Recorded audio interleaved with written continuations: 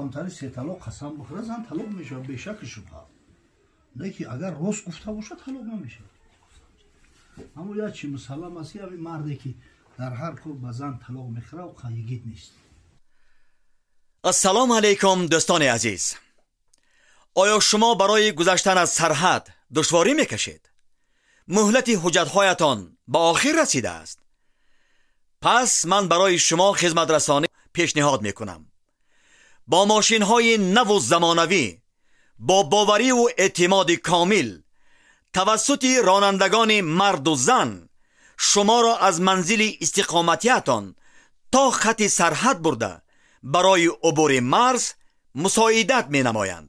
یادآور می شویم که اگر شما از نام شبکه حاجی میرزا مراجعت نمایید برایتان تخفیف ارائه کرده می شود.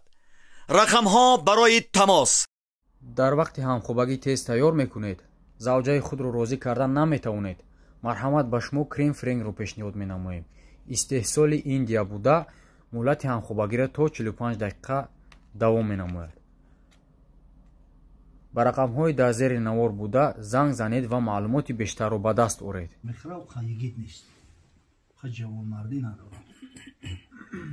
گر عاقلی مخر قسم اندر طلاقی زن، هرچند مدعی زی قسم این طلب کنند. آدمی به عقل حتی اگر به زن طلاق شامتن مجبوری هم باید قسم نخورد.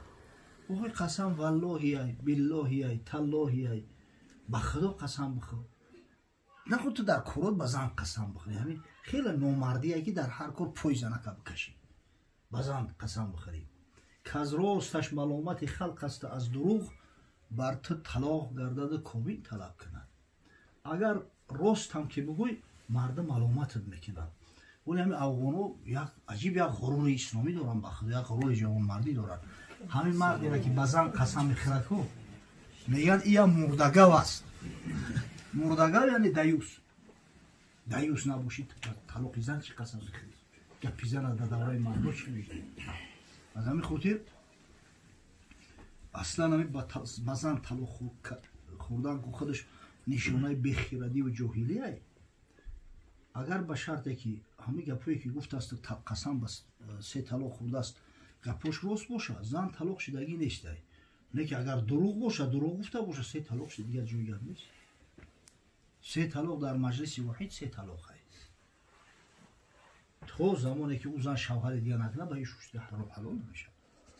بویا سوال دیگه دارم. یکی سوال برادران تاجیکی ما نماز میخوانند، با پایهایشان طرف قبله کرده خواب میکنند، پایان پاشانده شکافای میگن که محکمای هیچی نمیکنند.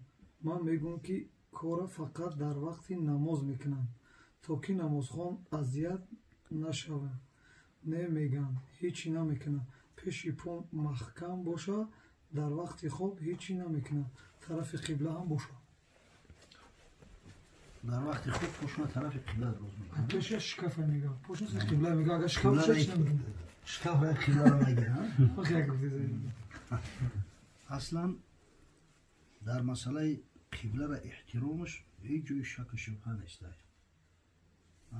که خدای تعالی میگه که مقصد که در هر کجایی باشه در وقت عبادت رو به سوی قبله کنی. از جانب دیگر حضرت صلی الله علیه و سلم امتها را سخت تاکید کرده است: لا تستقبلوا القبلة ولا تستدبروها بغائط و بول ولکن شرقوا او غربوا. حدیث امام بخاری است. در وقت قضای حاجت کردن روتونه طرف قبله و پشتونه طرف قبله نکنی، به خاطر احترام قبله است. ببینید قضای حاجت اگر میکنی باید نه پشت سینه قبله بیاید و نه رود بیاید. در خلاجا چون نشینی دامن خود برمزن، پس بنشین و مگو هیچ نوعی از کلام.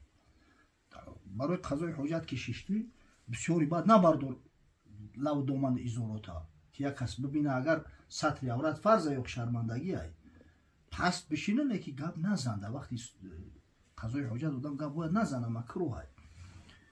میگه پشت سوی قبله نه و روی سوی قبله نه. دست چپ باید که داری سوی قبله و سلام. همین اصلا آداب و مستحب شمی است که اگر امکان و علاج باشه در وقت قضای حاجت دست چپ طرف قبله شود، رو طرف قبله، پشت طرف قبله قصدن مقصد قضای حاجت کردن گناه است، پیغمبر نهی کرده. اما در مسئله همین پا دراز کردن طرف قبله یگان نص شرعی اومدگی نیست که منع شده باشه.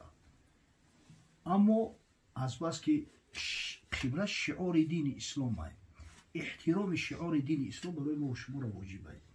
مردای خدا چی جوی قبله پاشون طرف پدر و مادر دراز نمیکنند.